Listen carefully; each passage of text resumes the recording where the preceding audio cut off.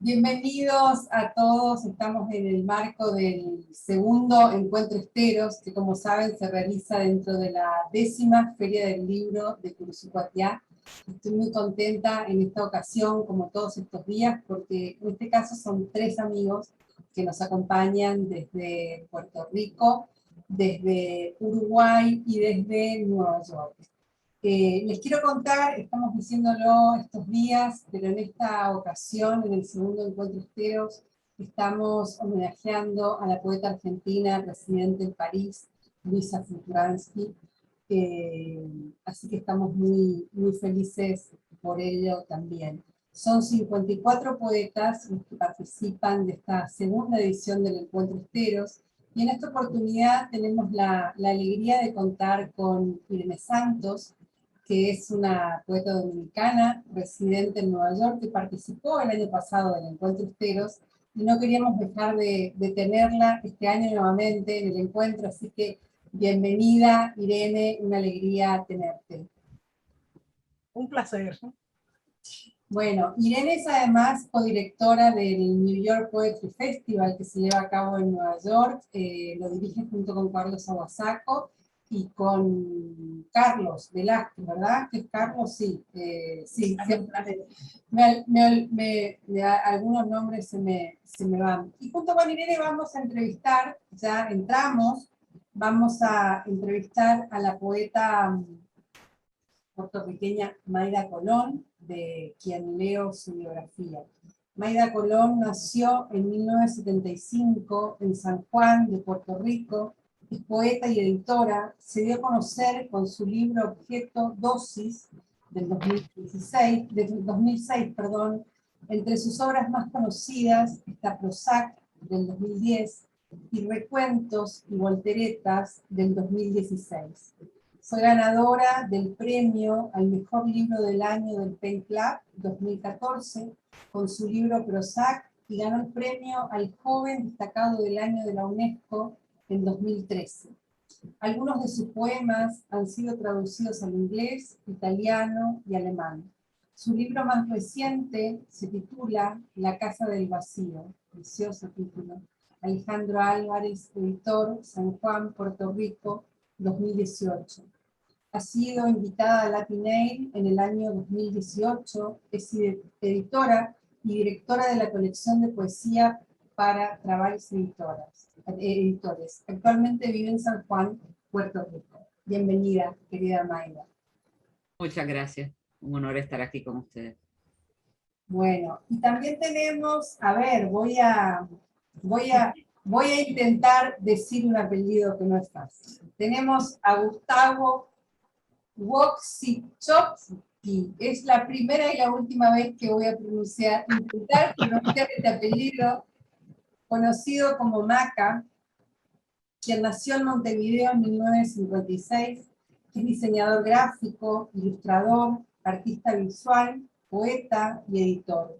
Su último libro, de casi una veintena de títulos de poesía, es Lengua Arras, o Lenguaraz, digo yo.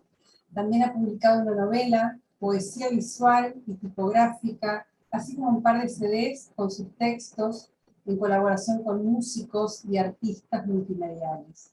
Funda e integra el grupo de trabajo y sello editorial Ediciones de Uno.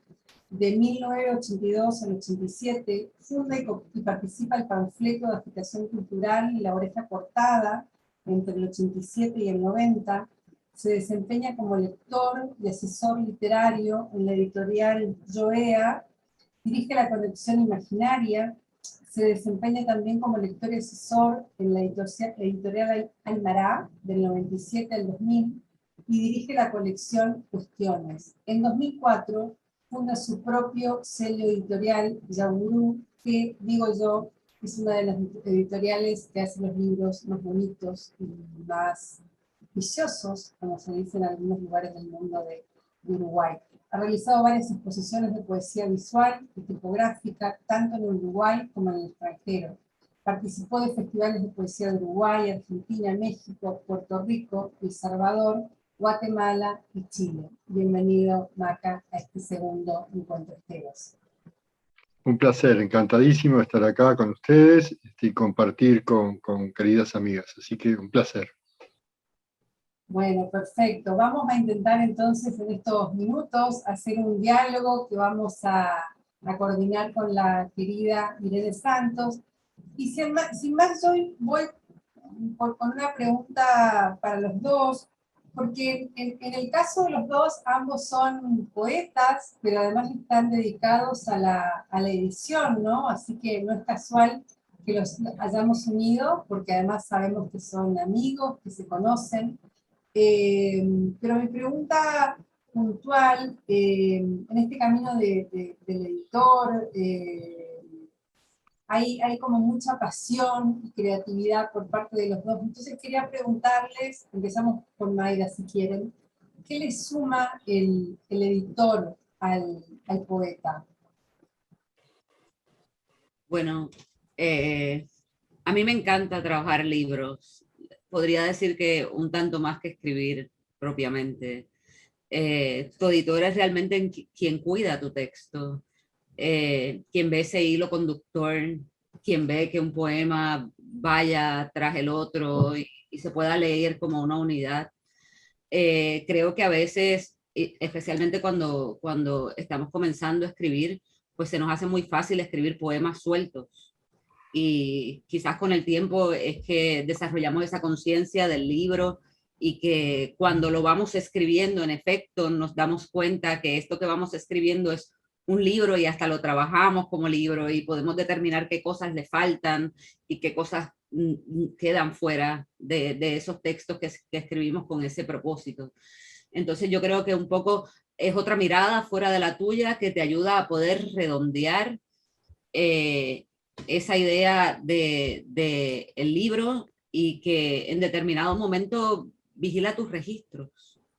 O sea, tanto la respiración, a mí me gusta usar mucho esa palabra cuando hablo de poesía, creo que cada poeta tiene su propia respiración y hay momentos en que yo te diría que uno se pierde, porque uno escribe quizás alguna vez con 3 palabras y un día tiene 4. Y ahí te das cuenta que algo está cambiando en tu manera de escribir y tratas de acomodar esa 4 y como que esa cuarta palabra como que no te cabe en lo que estás haciendo. Y entonces hay otra búsqueda de esa respiración naciendo, ¿no? Así que yo te diría ese registro. Me gusta eso de vigila tu registro y además me parece muy pertinente que digas lo de la respiración porque cuando yo te escuché recitar por primera vez, si bien ya conocía tu poesía, sentí que hay como una cadencia muy, muy particular que por supuesto que todos los poetas intentan ir por esa búsqueda, pero en tu caso hay una musicalidad y hay una cosa con la respiración, con los silencios, que está como muy, muy, muy bien trabajada. Yo creo que tal vez eso tiene que ver con las Antillas. Los escritores en las Antillas hacen muchas dinámicas que son poesía para leerse en voz alta y trabajan mucho el sonido, ¿no? La poesía negrista, de toda esa influencia. Pero en mi caso yo creo que es que tal vez no tengo remedio y es así un poco como sale, porque en términos reales no soy una persona que le guste mucho las camisas de fuerza. Y entonces hay gente que cuando piensa en una poética, ¿no? Piensa en un particular estilo, algunos van a favor y otros a contra del lenguaje. Yo no sé si el lenguaje me sirve mucho para comunicarle a otro mi idea del mundo. Yo no sé si entiende lo mismo por lo que yo estoy escribiendo, entonces no voy a tratar de llevarle la contraria, pero no me voy a poner una camisa de fuerza. En ese sentido, me gusta la poesía visual, me gusta la poesía simbólica, me gusta de alguna manera ver cómo todas estas poéticas de alguna manera pueden tal vez caber en mi voz. Entonces también hay un ejercicio muy, muy grande de experimentación, ¿no? Fantástico, gracias. Maca, ¿cómo es en tu caso esto del editor y el poeta que conviven? Bueno, yo agregaría otra cosa más que es el diseñador, porque Yaugru, que es mi editorial, es una editorial de un diseñador y está pensada desde ese lugar. O sea, cuando empecé con esto de Yaugru, de alguna manera uno de los objetivos que quería era que, pretenciosamente, era dignificar el libro de poesía uruguaya. Tradicionalmente en los libros de poesía uruguaya hay una muy buena tradición de libros de poesía uruguaya, pero no tanto del objeto libro. O sea, muchos libros de poesía son como libretitas de almacén, son una cosita muy chica, muy, muy pobre. Entonces quise, de alguna manera, tratar de tratar a cada libro especialmente, porque cada libro es especial, cada poeta es especial. O sea, las colecciones muchas veces se arman igualizando, o sea, el mismo formato, el mismo criterio de colección, la misma, o sea, el mismo concepto. Y yo lo que quise hacer con la editorial, que es lo que me pasa además cuando escribo, es tratar especialmente cada uno de los libros. O sea, zambullirme en ese libro de ese poeta y tratar de encontrar una materialidad. Esa materialidad tiene que ver con qué tipo de papel, qué tipografía, cómo manejar los espacios, si los espacios circundantes apretan o le dan aire al libro, o sea, qué color de tinta, qué formato, qué materialidad, cuando uno lo agarra, cómo huele, cómo es el tacto, ¿no? Y eso mismo me pasa cuando escribo, me pasa lo mismo que Mayda, no me interesa que se me defina como un estilo o como una estética, porque a veces me pica el brazo y a veces me pica la pierna, y a veces me pica la cabeza. Entonces yo no puedo resolver de la misma manera cada una de las picazones. Hay un poeta amigo que decía, yo escribo porque me pica, y de alguna manera es eso. Uno no es, por lo menos yo no soy un profesional de la escritura, no tengo un horario para escribir, ni digo, cuando me pica escribo, si no, no escribo. Y en cuanto a la edición, en principio la estrategia fue publicar cosas en las cuales estaba enamorado, y se ve que soy un tipo muy enamoradizo, porque me di cuenta de que me interesan mucho más cosas de las que pensaba que me interesaban. Entonces hoy por hoy hay una producción bastante grande de libros, pero esa producción se da porque hay muchos poetas que están escribiendo y hay muchos poetas con cosas interesantes, porque para que exista un editor tiene que haber poetas o tiene que haber escritores, si no, no tiene sentido.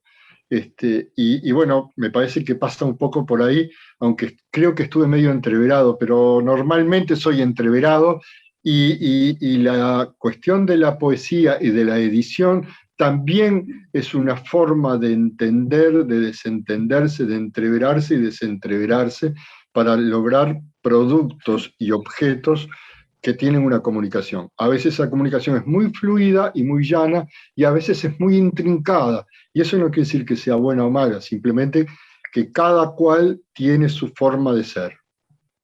Gracias por tu intrincado, por tu complejidad y por todo lo interesante que nos contás, Irene. Te sumo a la charla.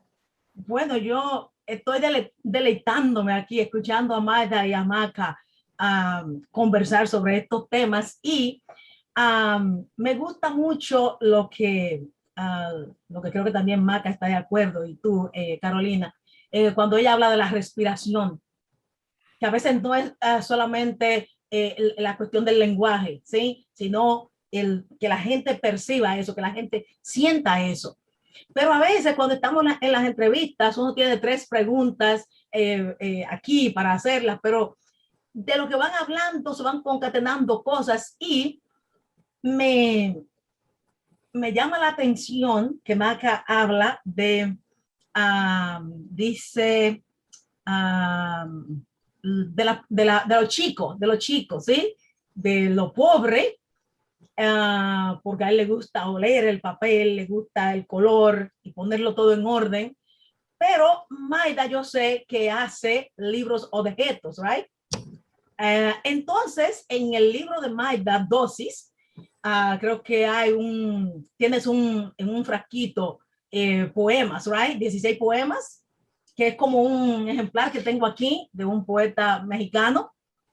Entonces, de una poeta mexicana, me imagino que lo que tienes es más o menos esto. Y me gustaría que hablaras un poquito y cómo, porque entonces aquí Maca piensa esto y tú haces esto. Lo que pasa es que yo entiendo que sí, me encanta mucho, de hecho, la estética de Maca cuando trabaja un libro. Nosotros en Trabajar Lectores tratamos de hacer exactamente lo mismo. Es un cuidar ese texto, tanto el objeto como lo que está dentro, ¿no? En el caso de los libros objetos, quizás lo más interesante es que cuando los escritores no los pensamos, lo pensamos porque el formato, lógicamente, es llamativo y es un formato otro, pero para mí la idea es que el texto y el objeto sean complementarios y que puedan vivir el uno en el otro sin agredirse y en paz los dos, ¿no? En el caso de Dosis, como dices, tengo una reedición que se hizo en el 2019, creo, y entonces ya es el pomo de pastilla con una franja muy, muy larga que tiene micropoemas, todos cortitos, divididos en cc, que es la medida líquida que se usa para dar medicamentos a los niños. Wow. Cuando salió aquí en Puerto Rico la primera vez, la pusieron en la prensa como la propuesta de un libro para curarte de amor. Y entonces estaban hablando de la poesía o de las palabras como un ente curativo. No lo visualicé de esa manera en el momento de hacerlo, pero lógicamente yo creo que las palabras matan o salvan, depende de en qué momento se escuchen o se digan. Exacto. Y luego en la reedición salen 16 pastillas en un pastillero, que entonces usted decide si abrir la cápsula y consumir el poema o si consumir la pastilla, porque hasta donde entiendo pues tienen gel y pues adentro está el papelito, pero ninguna de las cosas, ni siquiera la tinta, que a Maca le encanta cómo huele y a mí también, son tóxicas. El primer libro de ese con el que yo me topé, como el que tienes, Irene, lo hizo una escritora que se llama Mónica González, que tiene una editorial en México que se llama Mi Cielo Editores, y también trabaja mucho lo que es el libro objeto. Exacto, exacto. Ya tengo muchos ejemplares de esos libros objetos y quisiera que Maca hablara un poquito más de esto, qué piensa, ya él más o menos dijo, pero también lo que ya él habló todo, porque decía cómo combina la poesía con su función de editor y de diseñador, etcétera. Bien, primero, conozco las dos ediciones del libro de Maida de Dosis, son bellísimas y creo que lo que buscamos tanto Maida como yo es que sea indivisible el texto de la materialidad. O sea, no es que estamos vistiendo el texto, es que es una cosa indivisible, ¿no? Entonces, yo les quería mostrar, esta es una caja que se abre, ¿no? En la caja dice, aquí debería ir el título. Entonces tenemos un sticker con 4 opciones para recortar y pegar, ¿no? Luego abrimos y tenemos varias como postales, ¿no? Y hay un poema que en realidad está todo unido, ¿no? Como una cinta de Moebius, ¿no? Entonces uno puede entrar por cualquier lado y terminar por cualquier lado. Es más, cada vez que uno entra, va a entrar por algún verso que no sabemos si está en el medio, en el final o en el principio. Todo esto tiene que ver con que me parece que uno no es enteramente una sola cosa, sino que es un cúmulo de cosas. Yo no me siento enteramente poeta, ni enteramente diseñador, ni enteramente editor, sino que soy una mezcla de todas esas cosas a la vez. A veces se hace más visible una cosa que la otra, ¿no? Y lo que hablamos de la respiración, hay poetas que el objeto libro no les interesa en lo más mínimo, los que les interesan son los poemas. Y lo que hacen son poemas y nada más. Hay otros que van por el lado de la poesía visual y hay otros que tienen mucho que ver con la respiración o con lo fónico, ¿no? O sea, cómo decirlo, ¿no? Donde prácticamente el texto es un guión para ser dicho. Yo participo mucho de esa estética o de esa forma de escribir o esa forma de ser, donde interviene la respiración, porque, a ver, no es lo mismo decir campo que decir campo. Son dos campos distintos. No sé si uno tiene más arbolitos o más pastitos, capaz que tiene vaquitas, pero son dos campos distintos y se transmiten de distinta manera. De la misma manera, esa palabra campo, si está rodeada de un espacio en blanco y es cuerpo 12, es una cosa. Ahora, si es cuerpo 24 y está arriba, es otra cosa. Ya es un campo que está vinculado con el cielo. Y así sucesivamente cada una de las palabras. Cuando encaro la tarea de diseñar un libro ajeno de un poeta X, trato de encontrar la materialidad de cada uno de los aspectos, la tipografía, el color, el tratamiento del espacio, el tipo de papel, la ubicación en la página, para hacer totalmente visible ese texto, de acuerdo a las respiraciones internas del texto. No se trata de vestirlo, sino al contrario, de desnudarlo, de hacerlo lo más visible posible, ¿no? Sin que nada interfiera en esa comunicación. A mí me molesta cuando me dicen que mis libros son muy lindos. A mí no me interesa que sean lindos. A mí lo que me interesa es que sea lo más pertinente posible con respecto al material como me llegó a mí. O sea, lo que trato es de darle la identidad visual a un texto que ya tiene una identidad propia. Me parece que pasa un poco por ahí, ¿no?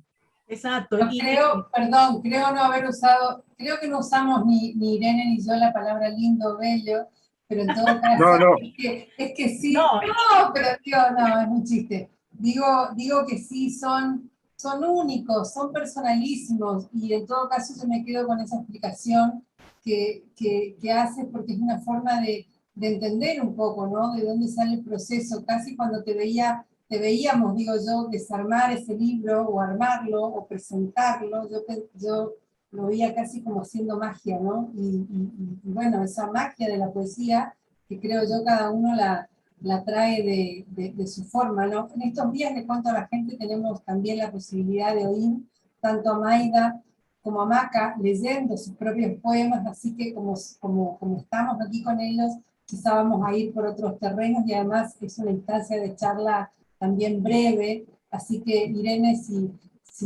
quieres, hacemos como una última rondita y les pido a los dos que sean breves. Yo no quería dejar de decirte, Maida, hace un par de días hablaba con un amigo y referente para mí de la poesía de América Latina, y me decía que sin dudas para él tú eras una de las poetas, de las mejores poetas de América Latina de tu generación. Y yo coincido con esa afirmación, así que estoy feliz de que nos acompañes. Y antes de despedirte, digamos, bueno, antes de que también Irene pueda por ahí hacerte una pregunta, quería preguntarte sobre como un mapa muy breve de la poesía de tu país en este momento, ya que estamos trayendo a poetas de distintos países.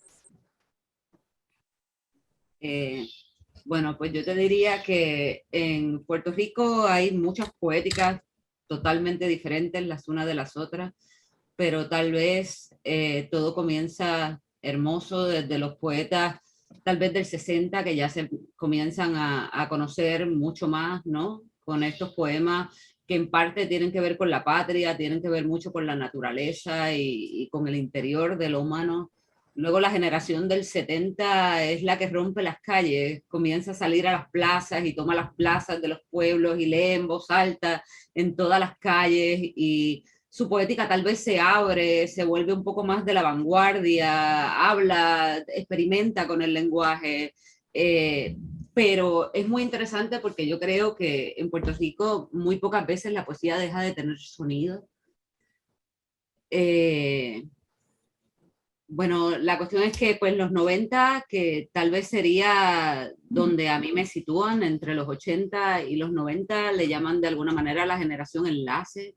En esa época se hicieron muchos encuentros con escritores de todas las generaciones. Eran encuentros que duraban tal vez 2 horas y leían 17, 18 poetas, todos de generaciones diferentes, y era la cosa más bella que te puedes imaginar. Era estar como un estadio lleno de frecuencias, todas diferentes, y entonces tal vez el cerebro y el corazón elegían esas cosas que nos llaman la atención o que de alguna manera nos conmueven. A mí me gusta la poesía que me choque.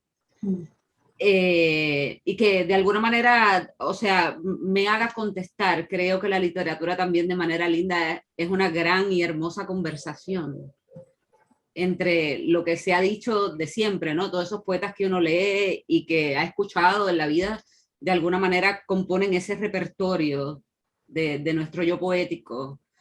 Y pues incluso ahora las nuevas generaciones están haciendo cosas muy, muy buenas. Hay jóvenes que se están dando a conocer ya en otros países, teniendo quizás 20, 21 años. Y yo creo que es la esperanza. Muchas veces cuando nos hablan de la literatura de un país, todos tal vez coincidimos siendo latinoamericanos, y es que el país, por lo menos aquí, se traga todo lo que de bueno hace. O sea, no hay grandes conexiones para poder llevar el libro de un lado al otro, y eso hace muy difícil la conversación. Entonces tienen que surgir cosas como esta para que podamos escuchar nombres, podamos escuchar por dónde va la poética de ese país y de alguna manera leernos unos a los otros, ¿no? Sí, Magda, Magda, sí, porque estuve leyendo en nuestra conversación, sé que hiciste poesía callejera desde los 13 años. Yo en mi país hice teatro callejero, pero no a los 13, sino a los 18, 19. Pero eso es muy interesante. Pero te quería preguntar que hay también vi unas imágenes, tengo aquí, lo escribí, vi estas imágenes, quiero que me cuentes un poquito que nos cuente un poquito de esto. La tarde, hay otra que se llama Esta astucia anárquica, hay otra que se llama Uno no decide el pájaro. ¿Podrías hablarnos un poquito? Son fotos y tú tomas las fotos o... No, en realidad me invitaron a ser parte de un encuentro en El Salvador. Ajá. Y como parte de esa lectura, el problema que tenía es que estoy cuidando a mi abuelita que está enferma, entonces se me hace muy difícil tal vez, o en aquel momento, poder grabarme un video. Entonces se me hizo más fácil grabar mi voz leyendo los poemas. Y entonces Zaira Taranto, que trabaja conmigo en Trabalis y es de mi alma, siempre somos la inseparable, se encargó de hacer un video que conversara con los textos para... Bueno, creo que quedó mucho mejor, estamos de acuerdo, porque no estaba yo, estaba simplemente el paisaje de su interpretación de los poemas. Entonces yo creo que un artista visual, cuando se enfrenta a un texto, siempre le añade. Entonces esa lectura que ella hizo de esos textos, pues me parece muy interesante. En algunos casos te choca, porque pues la imagen a veces se adelanta, ¿no? En eso, al texto. Me encantan. Maca, y decía que fundaste Ediciones 1, creo que se llama, sí. con ese querido y gran poeta Agamenón Castrillón, que tuvimos la gran tristeza de perderlo el año pasado, ¿verdad? Tuve la oportunidad de conocerlo y compartimos con él, Magda, en Puerto Rico en el 2019.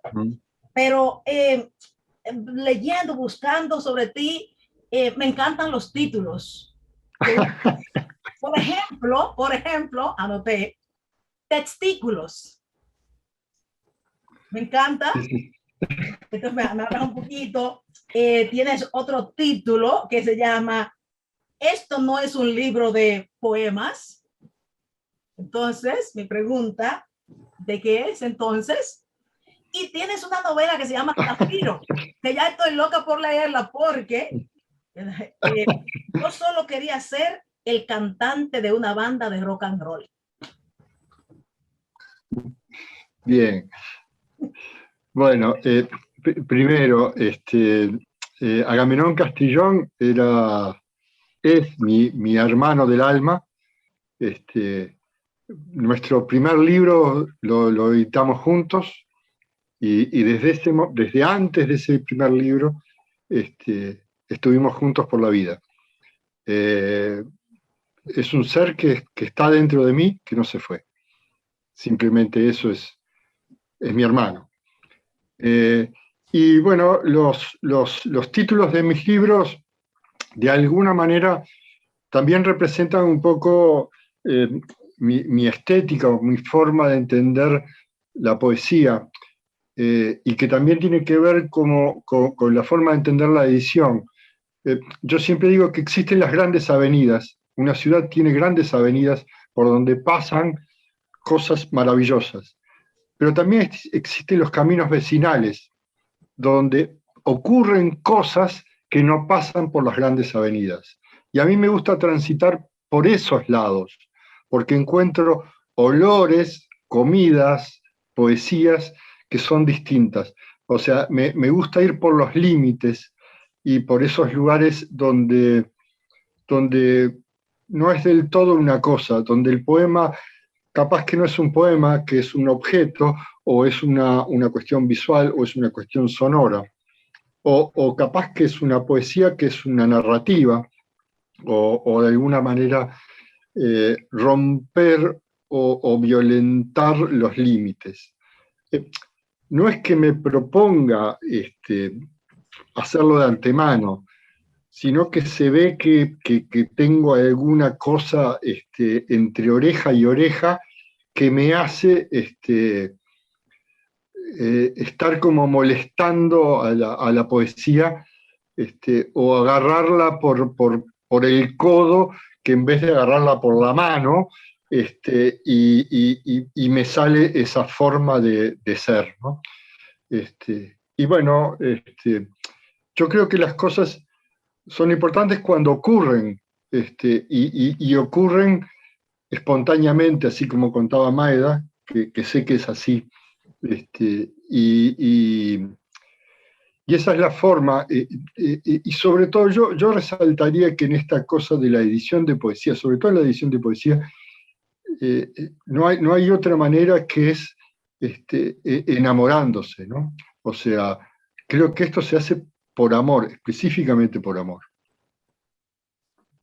Les agradezco un montón a los tres, y qué lindo que Maca haya nombrado tanto la palabra amor, porque yo les quiero reiterar mi cariño a todos, a Maida en Puerto Rico, a Irene en Nueva York, que es una gran amiga, y los invito a todos a que sigan viendo y acompañándonos en este encuentro Esteros, donde están leyendo Maida Colón, donde están leyendo Maca, donde están leyendo 15 poetas de distintos lugares del mundo y un poeta de cada una de las provincias argentinas.